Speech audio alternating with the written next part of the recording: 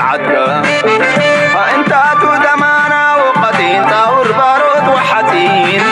يتمر على ليك تتوقسين وقتين أبايك هم القبا والدفين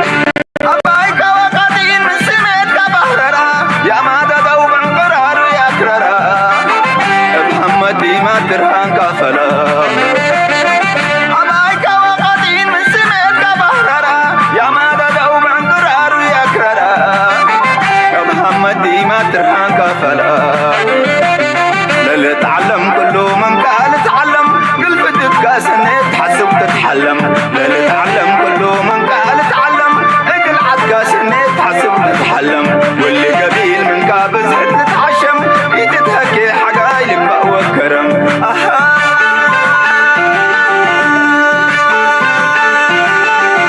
عباعدو باروحدو وبلهبتو لفاش قابي وحبن ساتحفن لكم سلماي ستيا أبايكا وبعلم بلا الدليا تصور ودك الجلاب عباير تريا ساتحفن لكم سلماي ستيا أبايكا وبعلم بلا الدليا تاريخنا حروتي كون وقرر لا أمورودي مقطنهم كم مسل أولادي سرر لا يمن جفر الجلاكي عبي ونموش لتبادر من الحلمو زي ما حلمهم يتفسر شنو بحفن اللي تقلوم بأسر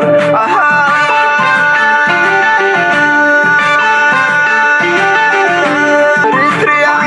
مشاماتا اتقلبنا لتلم حادق واسر فارس انت وفارس عود التاسعكم سلام تخطاتلتنا إذا channel كما يتخونوا تبوك تكونوا ناي ووترو تمنيتنا بحقنانيو فقرة حقرنا قاتلونا كبلتانيهم وتقورت أبزي نايلومي تحستو سفح زخونة انتنا يكلونا بعالم درجة بزوبانا درجة أكبابينا درجة زنك أساقزلو كل نقر كانت تحاوزو كنفتنينا أبا قداس مدرخ بس هنا كم زلنا ما نمزي سعوتاي مثلا بفلاي كمير تراوي كوينكا كتريو خلقها أبن نبرلو زلنا عالم معربا وعالم تنبرت لغا زلو كنتات كسع كنديك أيارا لو كتريخا أبزو بانا دما اتتسلوا بزلا علي زر أيلو زلو زينا زلنا سلازي لايك مكبار سبورت مكبار كسامو دا تم كتتال دما بخبرنا عدمكم سلو تدخلوا تقبروا لنا دقف دما بلبنا مزقن let's start بعالم درجة هنجمرينا let's go by a Kenyan president to the North African country and coincides with the 60th anniversary of the Egyptian-Kenyan diplomatic relations. So there's no better time to elevate ties between both countries to a comprehensive strategic partnership. 12 agreements were signed in various fields. However, economic cooperation is a major pillar of So سمع زيا أب ميديا قنياجن exactly انت يوم تسمعهم أي رقمنا نيرنا الجيجن زنبرم زمدنا نبزل على درجة كم زجبرون كسب عسر تغلط سمعات كم استفرارمو كأن دما أبكو تبع زتو كوري مخاني زنجرزو لامونجو كينيان مونجو كينيان جبت نستجبر سمعنا نردلنا زدما أبزنا يحجزي لعلا قد سنزلوا ديلي معناته كينيا مس جبتي لعل زمدنا مهلاوا أفتكر بابيناون أقدر سنة كل واي جبتي تقود زلا من قدي كل سبز فلتصل زغني. However, economic cooperation is a major pillar of this partnership. ولقد أكدت I have stressed on the need to strengthen our economic ties, increase bilateral trade and mutual investments by supporting the Egyptian companies to invest in Kenyan markets, especially in sectors that are considered a priority for Kenya. Official statistics show bilateral ties between both countries stand at only $564 million in 2024, down from $638 million in 2023. Egypt's exports to ስለዚህ ክልቲአን ሃገራት ኣብ መንጎን ዘሎ ሽርክነት ክዕብያ ይፍትና ከም ዘለዋን እዚ ካ እንታይ ዝገብር ዘሎ ኣላያንስስ ብውሕዱ ናይ ቁጠባ ሽርክነት ኣገዳስነት እዩ ዘለዎ ናይ ሕጂ እዋን ድማ እቲ ዲፕሎማሲ ማዕረቲ ናይ ጂኦፖለቲካዊ ምንቅስቃሳት ስለ ዝረአይና ነምፅኦ ዘለና እዚኣ ሕጂ ምስ ምንታይ ከተሓዛ ስለ ዘለኹ ኣብቲ ከባቢና ዝፍጠር ዘሎ ኩነታት ክንርኢና መጀመርያ ኣብዚኣ ግብፂ ምስ ኬንያ ንርኢ ፀኒሕና ካብኡ ቀፂልና ኣብ ከባቢና ዝረአ ዘሎ ኩነታት ክርእየኩም እየ እዚኣ ስምዕዋ ሕጂ እዚኣ ሓንቲ ሓበሬታ ኣብ ዝዋን እዚ ትዘውር ዘለያ ኣብ መንጎ ጅቡትን ኢትዮጵያን ሓድሽ ክስተት ተፈጢሩ ከም ዘሎ ኢና ንርኢ ዘለና እንታይ እዩ ስኸቲ ተርእዮ ተፈጢሩ ዘሎ ድሮን ናይ ጅቡቲ ሚድያ ናይ ኣብይ ኣሕመድ እውን ኣውፂዎ ኣሎ ማለት እዩ ካብ ጅቡቲ ዝተበገሰ ድሮን ኣብ ውሽጢ መሬት ኢትዮጵያ መጥቃዕቲ ከም ዝፈፀመትን 8 ሰባት اتليست بوحدو شمنت شبات كم تستقتلوا يزن الجرزلو اتهم كلهم ملحسهم شدشت مترو زنوحتو ኤርትራ ሓንቲ ከይገበረት በዚ ኸደት ዶ ኤርትራ ከምዚ ገበረት ዶ ከምዚ ኾነት ዶ እናበሉ 10 ግዜ ብዛዕባ ኤርትራ ዝኸሱ ብሕም ኢሎም ክዛረቡ ኣይሰማዕናን ናይ ጅቡቲ ድሮን ካብ ጅቡቲ ተበጊሳ ኣብ ውሽጢ ኢትዮጵያ ኣብ መሬት ኢትዮጵያ ዕላማታት ሃሪማ ጥራሕ ዘይኮነስ 8 ሰባት ተቐቲሎም ኣለዉ መንግስቲ ኢትዮጵያ ግን ሓንቲ ቃል ኣይውፅእን this is very surprising ንዓይ ብጣዕሚ ገሪምኒ ዘሎ ጆም ጋዜጣዊ መግለፂ የለ ገለ የለ እዚ እቲ ሚድያ ወላ እውን እቶም ቀንዲ ፕሮፓጋንዳ አንጻር ኤርትራ ብዙሕ ዝዛረቡ ሓንቲ ቃል እውን ከውፅኡ ኣይረኣናን so ኣብዚ ብካርታ እውን ኣሰኒዮም ኣምፅኦም ነይሮም ገለ ፖይንት እንተረኺበ ከሪአኩም እዚ እቲ ወፂኡ ዝነበረ እዩ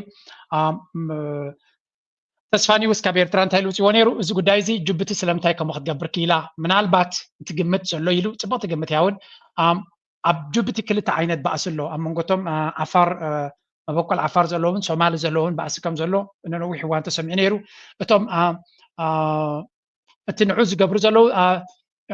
እንታይ ኢሉ Afar and the ethnic Somali communities has been ongoing along the Ethiopia-Djibouti border. Drone strike by the Djibouti government deep inside Ethiopia territory could suggest that the likely presence of an anti-President Gule rebel training camp backed by the Ethiopian government. من البعض منقص Djibouti حريم وزلو هذا عطوه جله ويون معسكر ناي أنتي منقصتي President أب Djibouti زلو زك على حيله كله سلزغل أوز جبرمت قاعد كون غلي زد ما ምናልባት አብይ አሕመድ ስጉምቲ ስለ ዝወስድ ዝነበረ ጉዱ ስለ ተፈልጠልዩ ዝኾነ መልሲ ዘይወሰደ we don't know ግን ለዘረባዚ አዛረብ ኮይኑ ነይሩ ኣብ ካል ሚድያታትን ወፂ ነይሩ ሓንቲ ግን ኣብዚ ናይ አምሓራውን ኣብፅኦም ነይሮም ኣበይ ቦታ ከም ዘጋጠመ ብካርታ ሰኒዮም እዚ አምሓራ ኒውስ ሰርቪስ ባልውን ገሊፅዎ ነይሩ እንታይ ኢና ንርኢ ዘለና እዚ ነገር እዚ ምናልባት ፎከስ ኣይሃብዎን ኣለዎ ግን ኣገዳስነት ክልዎ ከም ዝኽእል እቲ ዘረባ ድማ ካብዚ ናበይ ገፁ ክሽረፍ ይኽእልኸውን ጅቡቲ ልዑል ኣገዳስነት ዘለዋ እያ ሓደ ካብቲ ጅቡቲ ኣብዚ ዋን እዚ መንጎ መንጎ ኮይናቶ ዘላ እንተሪና ድማ እንታይ እዩ ኣይና ያርስቲ መንጎ መንጎ ገይርዋ ዘሎ እንታይ ኢልና ኣብይ ኣሕመድ ናበይ ገፁ ክኸይድ ይኽእል እቲ ናይ በርበራ ዝበሃል ናበይ ገፁ ክኸይድ ይኽእል ይኸውን ምክንያቱ ንዓታቶም እቲ ኣብ ደገ ባሕሪ ልዑል ኣገዳስነት እዩ ዘለዎም ምስ ግብፂ እውን ብዙሕ ሓደ ክልተ ዝምድናታት ክገብሩ ፈቲኖም ከም ዝነበሩን ወላ ምስ ኤርትራ ዘለዎም ዝምድና እውን ከተዓራርዩ ድሌት ከም ዝነበሮም ስለምንታይ ንዓቶም ኣገዳሲ ኢትዮጵያ ኣብይ ኣሕመድ ናብ ዝኾነ ይኹን መንገዲ ከይከይድ ክሕዝዎ ክፍትንሎም ብሓፈሻ እዚ ጉዳይ እዚ ኣብይ ኣሕመድ ተዝሓሸ ዝምድና ኣለኒ ዝብሎም ጅቡቲ እዩ እዚ ጉዳይ እዚ ናበይ ገፁ ክኸይድ ይኽእል እናማዕበለ ክኸይድ ዝኽእል እዩ ልዑል ኣገዳስነት ክህልዎ እዩ ብውሕዱ ኤርትራ ዝኾነ ይኹን ምንቅስቃሳት ኣይገበረትን ዘላ ግን ንኤርትራ ምክሳስ ሓንቲ መዓልቲ ዕሪፎም ኣይፈልጡን እዮም ስለምንታይ ናይ ኤርትራ ሽም ንጠቅስ ኣለና ኣብዚያ ሓንቲ ዘረባ ከስማዓኩም እየ ምክንያቱ ኣብይ ኣሕመድ እንታይ ይሓስብ ከም ዘሎ ኣብዚያ እዚያ ዘረባ እዚያ ስምዕዋ ወዴት እየወሰድኳችሁ ነው እንዴት ሆኖ በየት አግባብ ጦርነቱ እንደሚጀምር አሳያችሁ ከማጋ ከኤርትራ ጋር ከምን አንፃር የዲፕሎማሲ መሰረታችን ብሔራዊ ጥቅማችን ነው የሚሉበት ቪዲዮ ተመልከት እንታይ ዝብል ዘሎ እዚ ሰብ እዚ ገለገለ ሰባት ጫታ ምሰኽራም ገለ መልእኽቲ ትብልዎ ትኽእል ኢኹም ኣነ ብናተይ ግንዛቤ ካብ ዝረኣኽቦ ካብ ኣብ ኢትዮጵያ ዘሎ ፕሮፓጋንዲስትስ ዝበልሐ ርእሲ ዘለዎ ሰብ እዚ ገለ ካብቶም ወላ እውን ኣብቲ መንግስቲ ዘለዉ ኣብቲ መንግስቲ ናይ ዓቢ ዘገልግሉ ዘለዉ ብዘይከላለም ካብ ብዙሓት ኣናሊቲካል ወላ ኣዘራርባ ክእለት ናይዚ ይበልፅ ካብ ዝረኣኽቦ ንኣብነት ሚኒስትር ምክልኻል ናቱ ጁላ ክዛረብ ከሎ ክትሪኦ ከለካ ነዚ ንፍልልይ ኣለዎ እዚ ኦፍኮርስ ገለ ወሲዱ ቋሓሒሙ ከም ዝዛረብ ካብ ዓይኑን ካብ ምልክታቱን ክትርኢ ትኽእል ኢኻ ግን ዘረባ ናቱ ቀሊል ዘረባ ኣይኮነን እዚ ሕጂ ዝብላ ዘሎ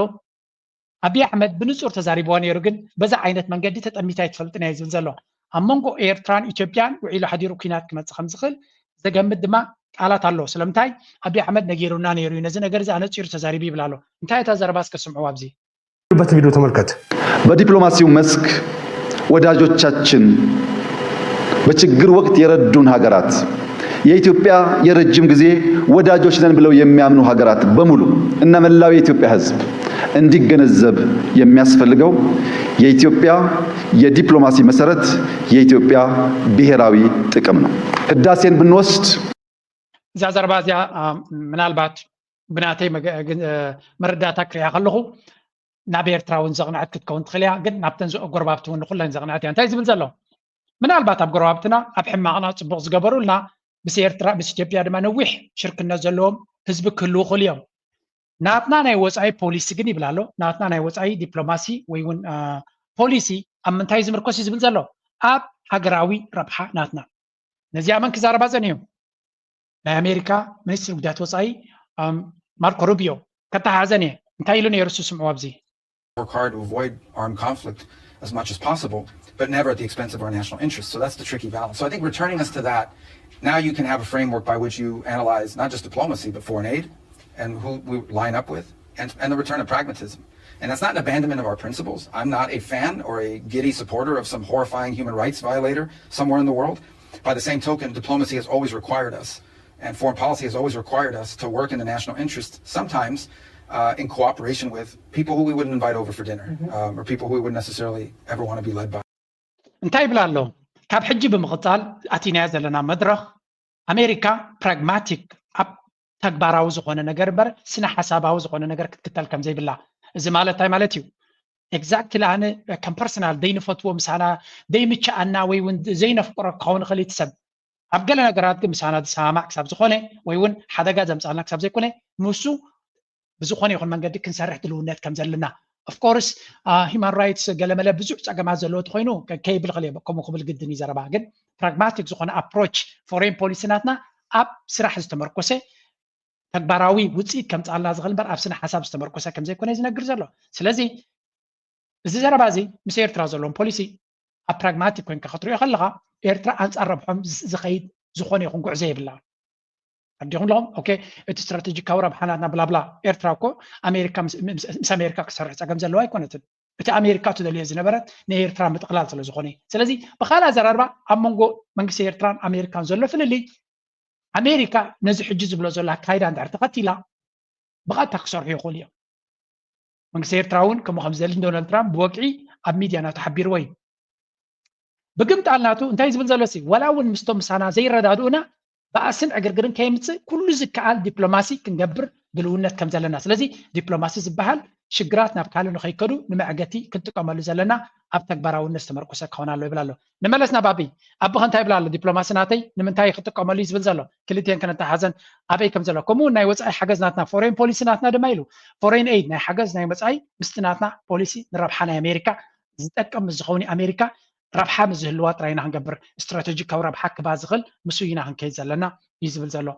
ኣብ ንመለስ እጂ ንወስድ በኢትዮጵያ ታሪክ ታይቶ በማይታወቅ ልክ 10 ምናምን ጊዜ ሴኩሪቲ ካውንስል ተቀምጧል። በእኛ ጉዳይ መግለጫ ወጥቷል፣ ማስፈራሪያ ተልኳል፣ አንዳንድ የእርዳታ ነገሮች ተቋርጠዋል፣ ብዙ ሙከራዎች ተደርገዋል። ነገር ግን ያ ሁሉ ጫና ቢኖርም ብሔራዊ ጥቅማችንን ማዕከል አድርገን እነሆ ዛሬ ግድባችንን አገባደነዋል። ዛዕባቲ ናይ ዲጋ ክዛረብ ከለኹት ሕዳሴ ዝብልወር ዓለም ምሉእ ብሳና ኣብ ሴኩሪቲ ካውንስል ይኹን ኣብ ካልእ ብዙሕ ፀቕነይ ኣብ ገለገለ እውን ገለ እገዳታት ክትገብረልና ፈቲና እያ ንሕና ግን ቀዳመነት ንረብሓና ጌርና ስለ ንኸይድ ዝነበርና ኩሉ ሰጊርናዮ ዲጋናትና ክንውድእ ቀሪብና ኣለና ይብላ ኣሎ ኦኬ ፋይን ምዝያ እዚ ምስ ግብፂ ክኸውን ይኽእል እዩ ስለዚ ምስ ግብፂ ዝገብርዎ ከም ቅቡል እዩ ኔክስት ቶፒክ እንታይ ይኸውን እቲ ናቶ ኣብነት ከግድባችን ባሻገር በብዙ መላክ የለመዱ እና አሁንም መላክ ጌጣቸው የሆነ ያንን መንገድ የዲፕሎማሲ መርህ አድርገው የሚያስቡ ሀገራት ኢትዮጵያ ብሔራዊ ጥቅም አላት። ኢትዮጵያ ፍላጎት አላት። ፍላጎቷን ተገንዝባችሁ ፍላጎታችሁን ተገንዝበን በጋራ የምናድግበትን እንጂ የምንላላክበትንማ ሞከር ነው አልጠቀመንም በቃን ብለን የቆምነው ጫና ስለሌለው አይደለም፣ ትክክል ስለሆነ ነው። ኢትዮጵያ የማይናወጥ ብሔራዊ ጥቅም አላት። ዓለም ዛሬ ይስማ። የቀይ ባህር አክሰስ ሰላማዊ በሆነ መንገድ ኢትዮጵያ ያስፈልጋታል።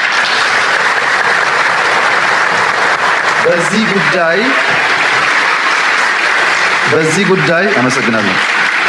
በዚህ ጉዳይ ሻይ የምናደርግ የምንደብቅ ይመስለው ካለ ተሳስተዋል። በጦርነት አንፈልግም፣ በኃይል አንፈልግም። በቂ ሪሶርስ ነው። በማንኛውም ህግ በማንኛውም የአገር ልምምድ ኢትዮጵያ ይገባታል። ብዙዎች እኮ ነውር ነው ይላሉ። 120 ሕጂ እንታይ ተዘረባናቱ እዚ ጉዳይ ናይ ባሕሪ ሓደ ነገር ንጹር እዩ። ባሕሪ ብሰላማዊ መንገዲ ብሕጋዊ መንገዲ ንኽወስድ ዝኽልከሎ ሓይሊ ከም ዘየለ ፍሉጥ እዩ። ኣብ ጅቡቲ ኣለዎ፣ ኣብ ካላ ኣለዎ፣ ኣብ ካላ ኣለዎ። ዝደልዮ ዘሎ ንሱ ዝውንኖ ኣብ ደገ ባሕሪ ብጥርሑ ክጥቀመሉ ዝኽእል እዩ። بقمت قالنا تو دما كمتنا حساب مالتيو ابتي إثيوبيان إيرلاينز دي خا إنفست قبر ويس هب قلمله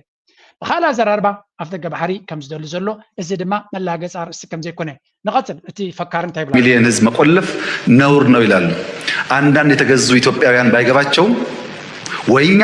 ወይ ልጆቻችን ያሳኩታል፣ ጥርጣሬ የለውም። ይሄ እውነት ስለሆነና ራሽ ሎጂካል ነገር ስለሆነ ይሄን አስታኮ ግን ነገ ውጊያ ይነሳል ብሎ የሚያስቡ ሰዎች አንዋጋም ከማንም ጋር። ልባርክ ህዳሴን ግድብ ጨርሰናል። ቀይ ባህር እየመጣን ነው።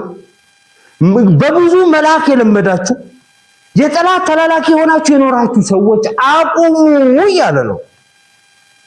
አቁሙ። በችግራችን ጊዜ ደረሳችሁ ብሎ ያላችሁ ቱርክ ሊሆን ይችላል፣ ኤርትራ ሊሆን ይችላል። በዋናነት ግን ኤርትራ ነው። ሻዕቢያ ሲወረድ የገባው እሱ ስለነበር አሁን እያለ ያለው ግን ምንድነው? ሕጂ እንታዩ እቲ ዘረባ ኩሉ ነገር ናብ ኤርትራ ናይ ምጥምዛዝ ኣካይዳ ስለ ዝርኢ ዘለኹ ማለት እዚ ሕጂ ናይ ከመይ ገይሩ እዚ ቀጥታ ምስ ኤርትራ ጥራይ ክኸውን ዝኽእል ዝብል ነው። ኩላቶም እዮም እቶም መልሓስ ናይ ዓቢ ሓደ ብሓደ ናይ ሻዕቢያ ጉዳይ ኣብ ናትና ኢድ እትይሎ ብዝብል ብዝተፈላለየ መንገዲ እዚ ሕጂ ብናይ ቀይ ባሕሪ ክሪኦ ፀኒሑ ካልእ ድማ ብጉዳይ ናይ ትግራይ ዲዩስመል ሻዕቢያ ደፍ ገለመለ እናበሉ ናይ ሻዕቢያ ድማ እዚኣቶም ድማ ኣብ ትግራይ ዘሎ ሓሸውየ ብኢድ ሻዕቢያ ዝግበር ከም ዘሎ ናይ ፋኖ ኢድ ሻዕቢያ ከም ዘለዎ ናይ ኤርትራ ኩሉ እዚ ዘረባ እዚ እዚ ሕጂ ንኣብነት እዚ ሕጂ ሃብትሽ ግርሙ ዝብል ዘሎ ኣብ ዝሓለፈ ብዛዕባ ሶማሊላንድ ጥራይሲ ኣብ መዓልቲ 6-7 ግዜ ፖስት ይገብር ነይሩ። ብውሕድ የድብለኩም ንሕና ሶማልን ናይ ታሪክ ኣሕዋቲና ፍቅርናትና ደረት የብሉን በቃ ኢድን ጓንትን ኢና ናበለ ባንዴራታት ናገበረን ኤርትራ እናፀረፈ መዓልታዊ ነይሩ። ኣቢ ኣሕመድ ኣብ ኣንካራ ከይዱ ምስ ፈረመ ካብ ክሳብ ሕጂ ብዛዕባ ሶማሊላንድ ፖስት ገይሩ ይፈልጥኒ ከይፈተኻይ ኣብ ኤክስ ስለንመላለስ ከይፈተና ኢና ንሪኦ ካብኡ ጀሚሩ ኣንጻር ኤርትራ እዩ ዘሎ እቲ ፕሮፓጋንዳ ናይ ዘርየካስ ሕጂ ምስቲ ኣቢ ዝኮነ ፖሊሲ ቀጥታ ምሱ ተቃኒዮም ዝሰርሑ ምዃኖም ገለገለ ሰባት ኣለዎ ካብታ ርእሰይ ውፅእ ክብል እየ ሓደ 2-3 ግዜ እንታይ ኢሎም ኣለዉ በዓል ጆርጆ እኮ ንመንግስቲ ኤርትራ ንሻዕቢያ ደው ከም ዝብል ጌርኩም ንህግደፍ ደው ከም ዝብል ጌርኩሞ ዘለኹም እስኻን ከማኻንዮም ኢሎም ዝፅሕፉለይ ኣለዉ። ኣነ ኸ መልሲ እኳ ይምልስን እንደ ግን እቲ ዘረባ ንሰብ ከረድኦ ዝደሊ ኩሉ ሰብ ንፈልጥ እዩ። ሻዕቢያ ኣነ ክንደይ ዓመታት ምስ ይነበርኩን ሻዕቢያ ኣብ ደገ ዘሎ ሓይሊ ሚድያ ጠጠው ዘብሎ ኢሎም ዝሓስቡ ብፍላይ እቶም ተቃወምቲ ዝበሃል ናይ ብሓቂ እዮም ዝሕዝኑና። ኣነ እሱ ምናልባት ትፀገምኩም እቲ ፀገም ንሻዕቢያ ጽቡቅ ገይሩ ከም ዘይፈለጦ ጥራይ ይዝርዳዕኒ። ሻዕቢያ ኣብ ደገ ዘሎ ሓይሊ ኣብ ዲያስፖራ ዘሎ ሚድያ ይኹን ናይ ሚድያ ደጊፎ ኣይደጊፎ ብፍጹም ብኡ ዝቕየጥ ሓይሊ ከም ዘይኮነ ዘይምግንዛብ እዩ። ኣብ ደገ ዘሎ ሰብ ጆርጆ ንመንግስቲ ኤርትራ ንህዝቢ ኤርትራ ስለ ዝደገፈ ኣብ ኤርትራ ዘሎ መንግስቲ በቲ ደገፍ ናይ በዓል ጆርጆ ሰለይ እናበለ ዝኸይድ ዝመስሎ ሰብ ኣሎ ወይ እውን መንግስቲ ኤርትራ ጆርጆ ኣብ ደገ ኮይኑ ንመንግስቲ ኤርትራ ስለ ዝነቐፈ እቲ መንግስቲ ኤርትራ ኣካይዱ ገለበለ ብኡ ዝፅሎ ኮይኑ ይስመሉ ኖ ኤርትራ ሓንቲ ዝምስላ ኣላ ሓደ ሰብ ኣብ ገለ ነጥቢ ዝነገረኒ ጣውላ ጠጠው ንኽብል 4 እግሪ እዩ ዘድልዮ ኤርትራ ጠጠው ንኽትብል 4 እግሪ ናይ ጣውላ ኤርትራ እዩ ዘሎ ኣብ ደገ ዘሎ ሓይሊ 5 እግሪ እዩ ዝብሉ 5 እግሪ እንተቆሪፅካዮ ጣውላ ጠጠው ምባላ ፀገም ኣይፈጥረላን ወላ ብ3 እግሪ ጠጠው ትብል እያ። ስለዚ 4 እግሪ ናይ ኤርትራ ኣብ ኤርትራ እዩ ዘሎ ሓይሊ ባሕሩ ሓይሊ ምድሩ ሓይሊ ኣየሩ ሰራዊቱ ህዝቡ መኸቱ ገለበለ ኩሉ ኣብኡ ዘሎ ደገ ዘሎ ሓይሊ ኣድላይ እዩ ኣገዳሲ እዩ ግን ኣብኡ ዝምርኮስ ኣይኮነን። ሕጂ እንታይ ንኽብል ኢለ እምፅያ እዞም ፕሮፓጋንዳ ዝገብሩ ናይ ዓቢ ዝተቃነ እዮም ኣብ ደገ እዮም ዘለዉ ግን ዝተቃነ እዮም ልክ ዓቢ ስትራቴጂ ክቕይር ከሎ ምስ ዝቕየሩ እዮም። ስለዚ ናብ ኤርትራ ቅኒዖም ዝገብርዎ ዘለዉ ካልእ ነገር ከተንበክ ከም ዝኽእል ምግንዛብ የድሊ ምናልባት ካብ ሕጂ ንድሓር ዓቢ ሓፊሉ ናብ ኤርትራ ወራር ወይ እውን ኩናት ክጅምር እዩ ዝብል ግምት የብለይን። እቲ ዘረባናቶም ግን ቀፃሊ ወላ እውን እቲ ኣብ ትግራይ ዘጋጥም ዘሎ ኩነታት ኣብ ፋኖ ኣብዚ ሕጂ ካልኩሌሽንስ ናቱ ዳዊት ገብረ እግዚኣብሄር ዝበሃል ኣለ ሓደ ትግራዋይ እዩ ንሱ ብኤርትራ ገይሩ ኣብ ኤርትራ ኮፍ ኢሉ ኣሎ ትወርቂ ዶ ኣፅዋር ዶ ገለ ነቲ ናይ ሕወሓት ምስ ሻዕቢያ ዝግበር ዘሎ ንሱ ዝገብሮ ዘሎ እዩ ዝብል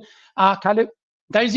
ነቲ ፀላእትካ ኩሉ ግዜ ናብ ኤርትራ ከተላግቦም ክትክእል ኣለካ ስኬፕ ጎት ማለት እዩ። ቀፂሉ እታ ፈትለ ወርቂ ሓፍቲ ነዚ ዳዊት ዝበሃል ስለ ዝኾነ ንሳ ትመርሖ ዘላ ምስ በዓል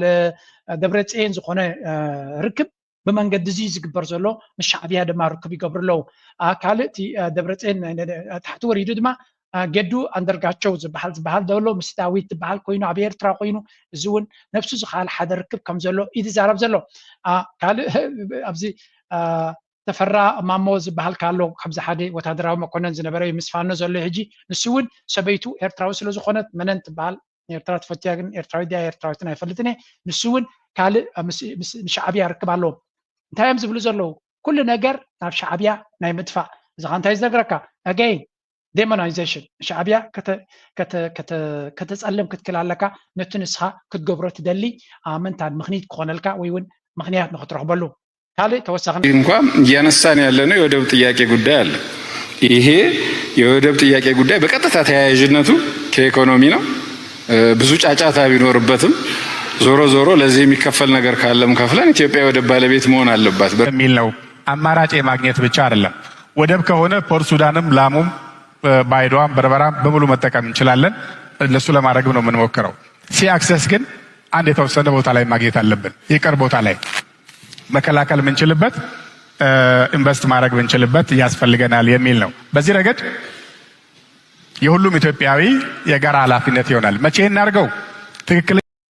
ትሪወደ ለሁም ጉዳይ አገይን ናይ አፍደገ ባሕሪ ወይውን ወደብ ናይ ወደብ ሕቶ ዘይኮነስ አፍደገ ባሕሪ ንሕና ንቋፀሮ ድሌትና ንገብሮ ነገር ክልወና ኣሎ ዝብል ዘረባ እዩ። ስለዚ እዛ ዘረባ እዚኣ ብጣዕሚ ሸንኮለል የብልዋ ኣለዉ። እዛ አጀንዳ እዚኣ ናይ በርበራ ዝበሃለ ሶማሊላንድን ቀቲሎማ እዮም ታረስቲ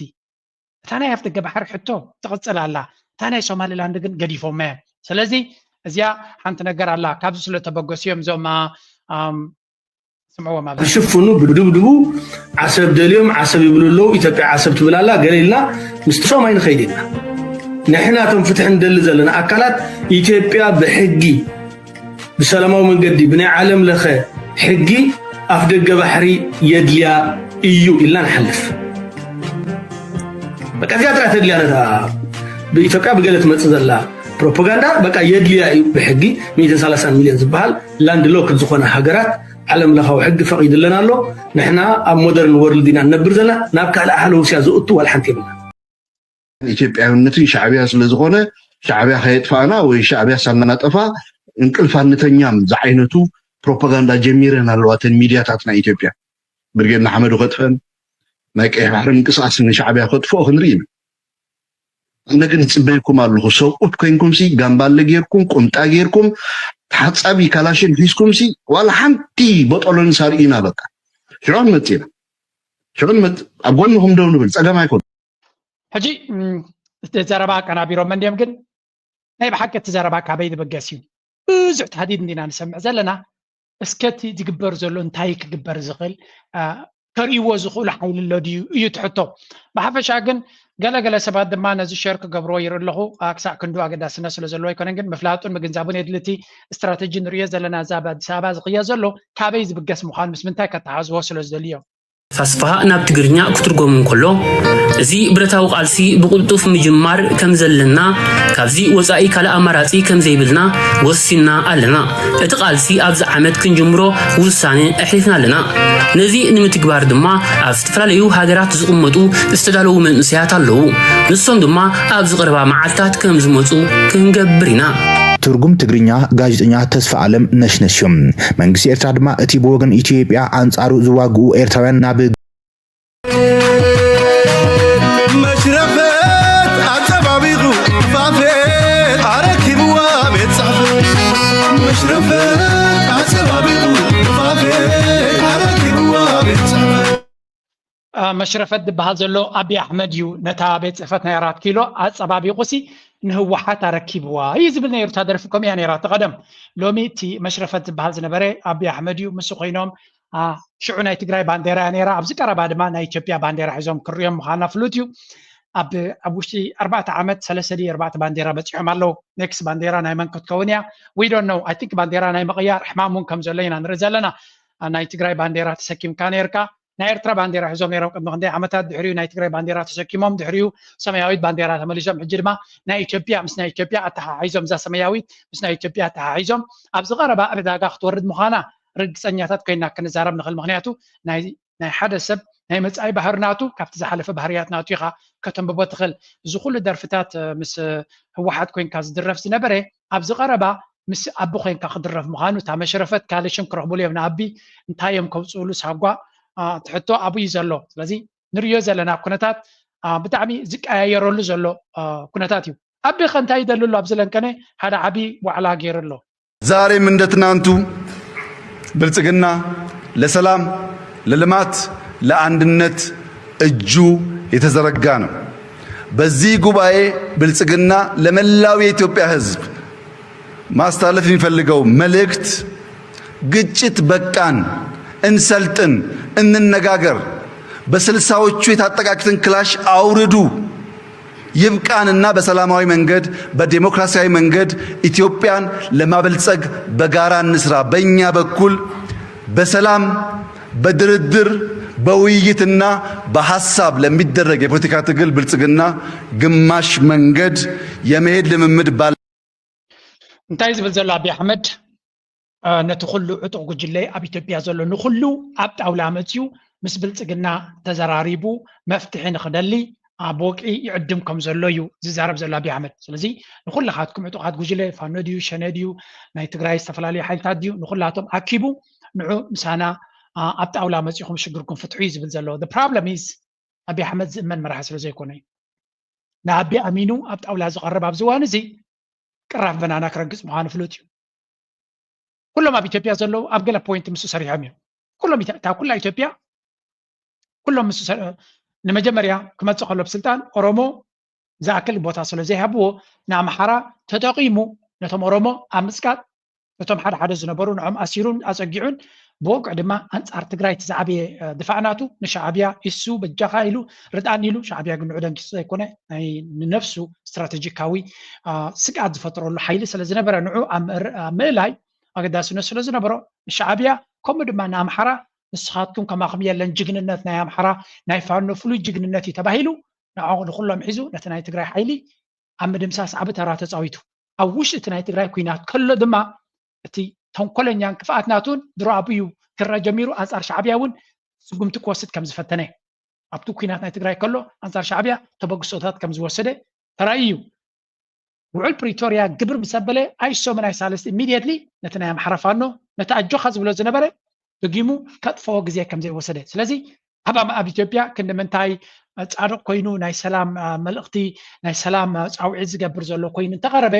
በዚ ጉዳይ እዚ ክሸክዕ ዝኽእል ታክቲካል ጥራይ እዩ ምስኡ ክሰርሕ ዝኽእል ሰብ እቶም ካልኦት እውን ከምኡ ጎራሓት እዮም ንግዚኡ ዘዋፅኦም መንገዲ ምስኡ ክሰርሕ ንኣብነት ኣብ ትግራይ ዘሎ ሓይልታት ምስ ኣቢ ክሰርሕ ኢና ክብሉ ከለዉ ኣቢ እንታይ ዕላማ ከም ዘሎ ይፈልጡ እዮም። ንኣብነት እቲ ረዳስ ብዛዕባ ኣቢ እንታይ ዘይተዛረበ እንታይ ኢሉ ዘይፀረፉ ሕጂ ግን ናይ ኣቢያት ከልምፅ እድሕሪ ኣቢ በቃ ንኣቢ ክጅንጅን ዝውዕል ዘሎ ንኣቢ ንክትሐጉስ ተኮይንካ ድማ እንታይ ካ ትገብር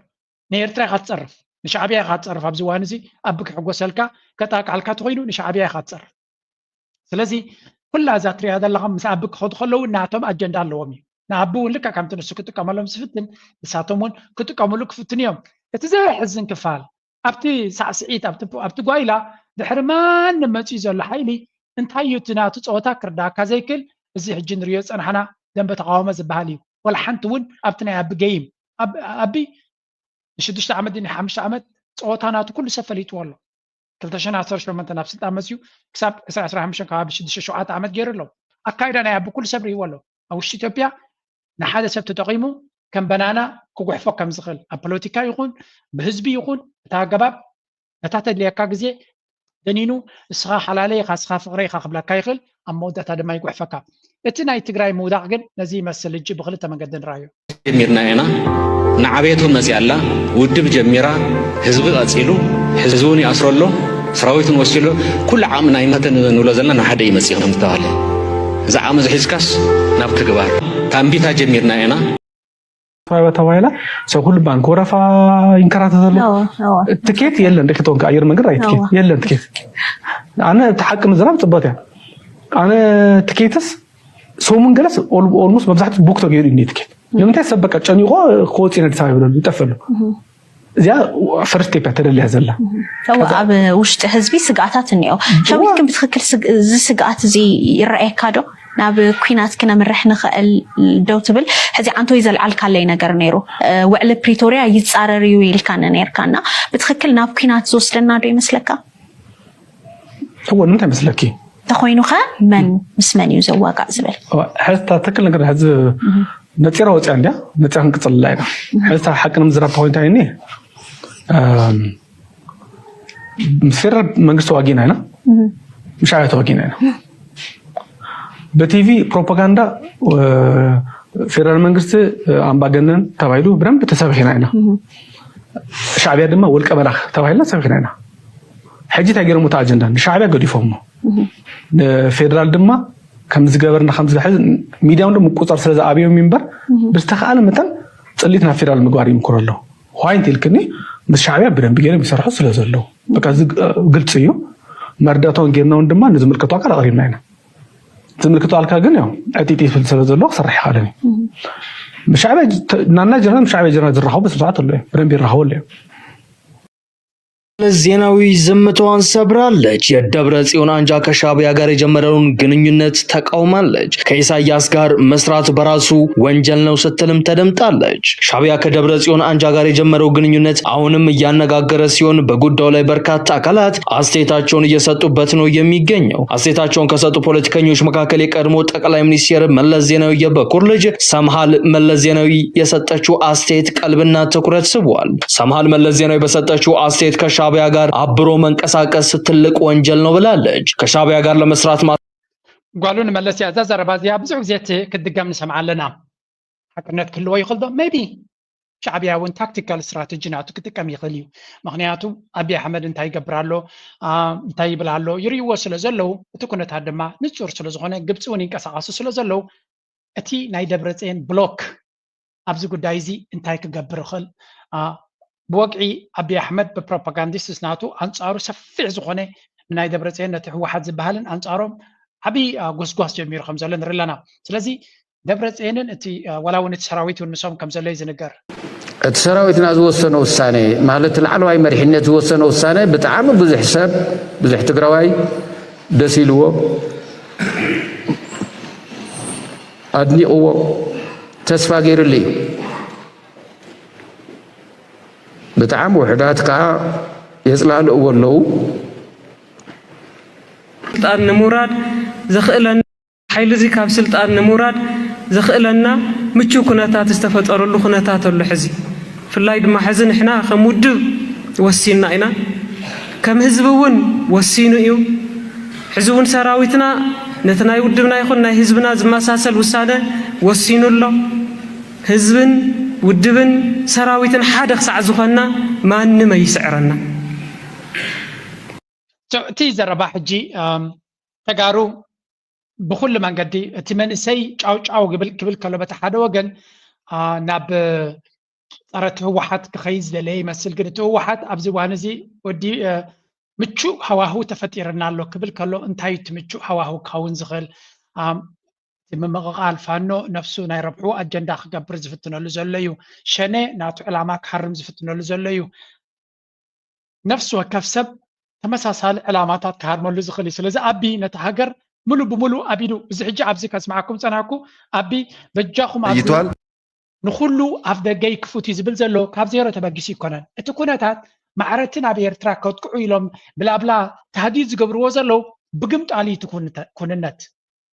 يقول بقمت عليه أبي أحمد إذا حجز له متشو كنتات نفانو نشنة كمدما نتم نيتجري حيلي في الله يتناي دبرتين كان في أغلال عن عربي دت طويل زلوا معناته نتي ردا كحلوان دحر خوينو ردوا يمالتي سلازي زو قد عايزي نبي جزء خير خل I think أبنا زي قد عايزي كابزيان تسجير كحل فل خل خونيجن زياتا والسانيتن أقداسيتن مدرخ نعطيو أكم زي مدرخ زليو متيوم أبتا دستي تتقدر لا دستي كأتو زفتن زلو شو أبجن calculation الله أدي سابان كبابيو كحس غلي تم قالوا تروحوا يمزلوا أمحار روحوا يزلوا شناون روحوا يزلوا هو حد ما صب يغير روحوا يزلوا سلازي أبنا تطلع أنا خمسة مثلا أكباب أدي سابا أنتوا واحد بعد الدين فلتصون بقيرهم فحبتني بلو أنا نزاد أدي سابا كبابي تراي كوحس على نزع عينتي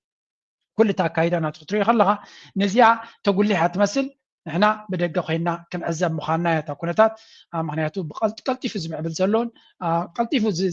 زلاو زلو كونتات نرسل زلنا اسكزيا سمعوا حنت زربا من الباتساب كم تزدل لدي سمع خوين سمعني يا زيا ነት ሙዓመር አልቀዛፊ ፕሬዝዳንት ኤርትራ ኢሳያስ አፈወርቅን ፕሬዝዳንት ሲልቪዮ ቦርሉስኮንን ይራኸቡሞ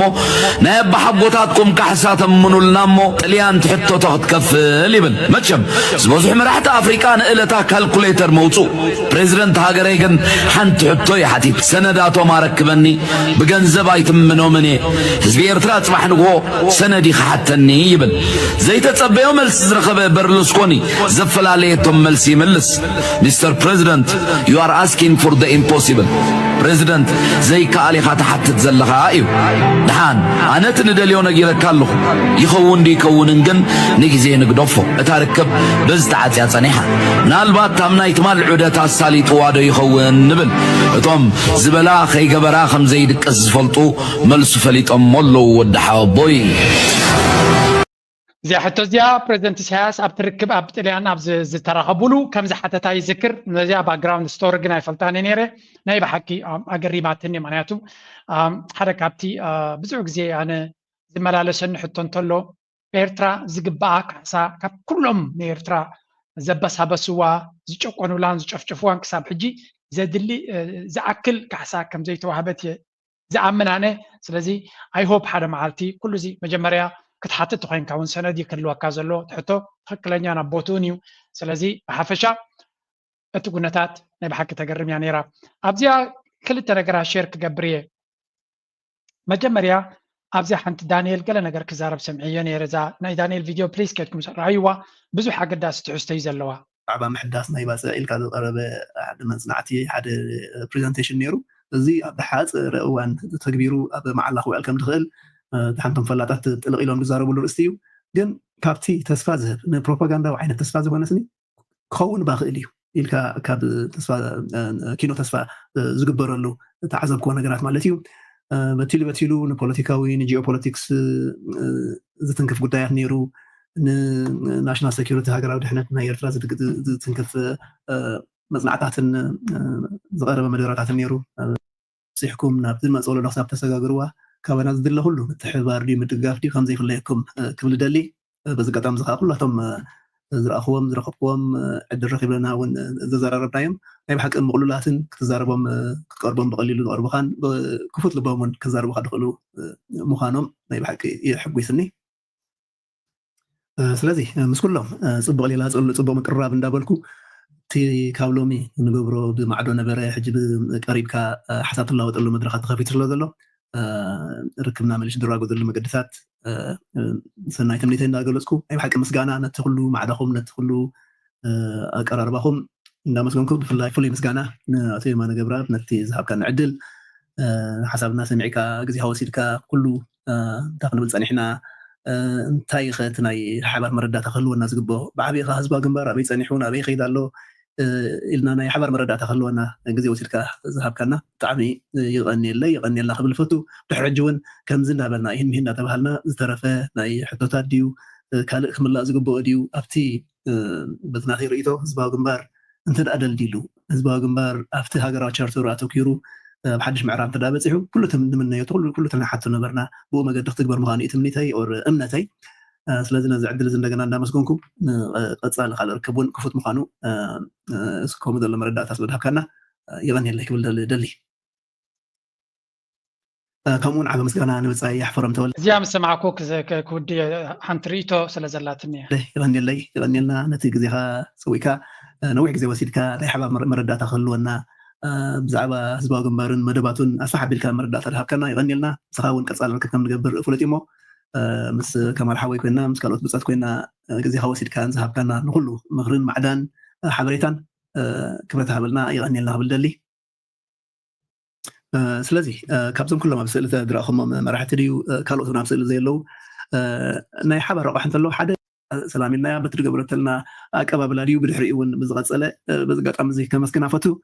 ናይ ብሓቂ ኩሉ ስርሓን ንጥፈታታን ካብ ኩሉ ሰብ ዝፈልጦ ጅግንነታ እሞ ሕጂ እውን ኣብቲ ምሕደራ ከምኡ ኢላ ትቐፅል دولو بروجكت تعذبنا يطلقنا اللومو كابت زحقوسني كمون كابت دي تصبح وين نجر نيرو بس قاطع مزي قاطع مخوينو مقدي نتناي سرقاناي حجي بزح بروجكتات نديو دزارب داني ابزي انا بجم نخلو ابزك نقراكم هالكلمه صفيح زخونه حبريتاي زلو ሓንቲ ካብቲያ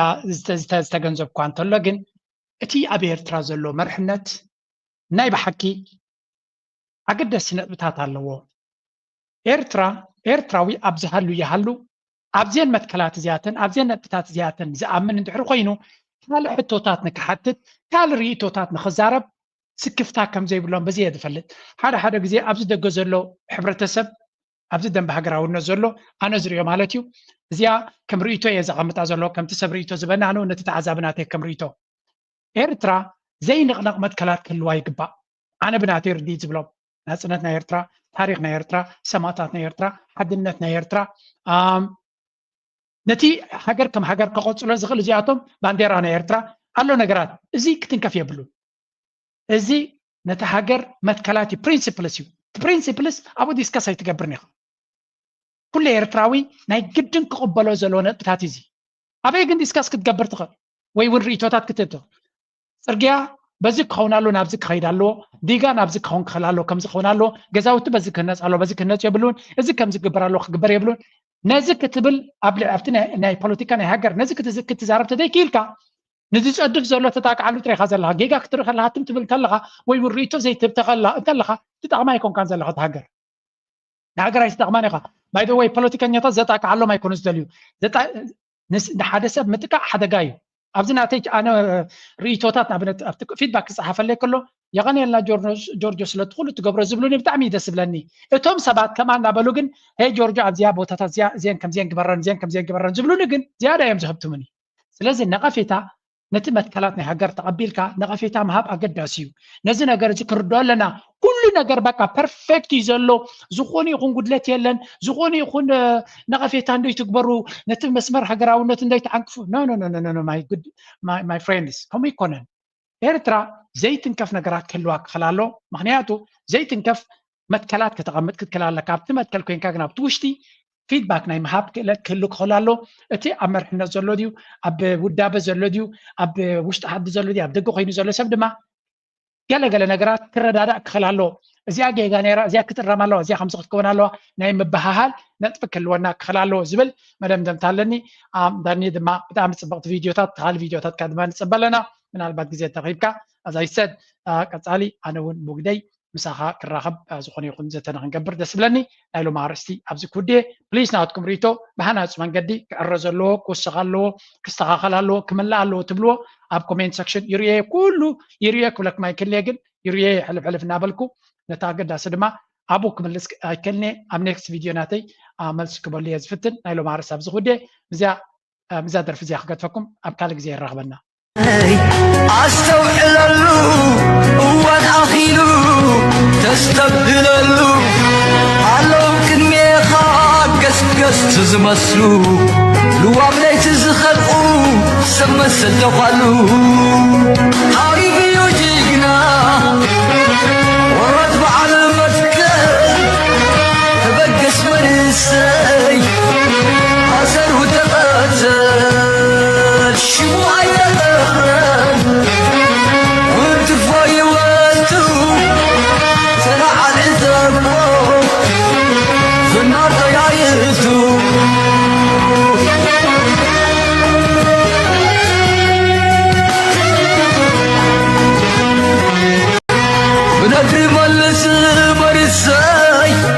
صلاتي دقيقة